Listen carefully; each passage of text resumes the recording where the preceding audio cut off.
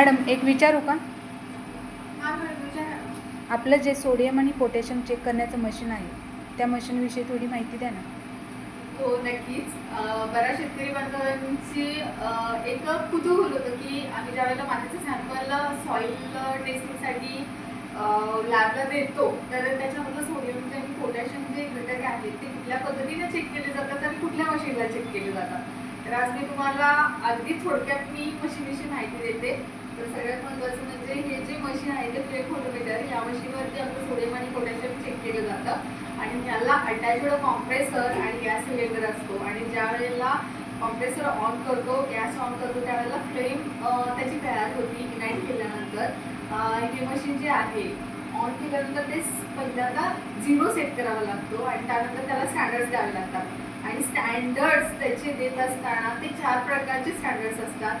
म्हणजे सोडियमचे 4 प्रकारचे स्टँडर्ड्स आणि पोटॅशियमचे 4 प्रकारचे स्टँडर्ड्स. सोडियमचं 100 ppmचं, 50 ppmचं, 25 ppmचं आणि 10 ppmचं स्टँडर्ड्स असतात. आणि सेम ॲज पोटॅशियमचंही तसंच 100 ppm, 50 ppm, 25 ppm आणि 10 ppm.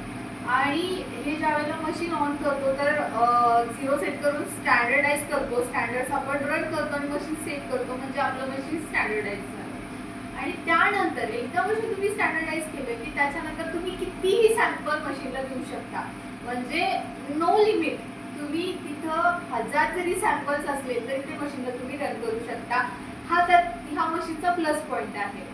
आणि ज्या वेळेला आपण सॅम्पल देतो तर त्यावेळेला इथं 2 स्क्रीनवरती त्याचं रीडिंग आपल्याला बघायला मिळतं. म्हणजे काय की एकदा तुम्ही एक सॅम्पल रन केलं तर त्या सॅम्पलमधून तुम्हाला सोडियमही मिळतं आणि पोटॅशियमही मिळतं. आणि ज्या वेळेला हे रीडिंग्स इथे येतात ते फुल्ली ऑटोमॅटिक आहे.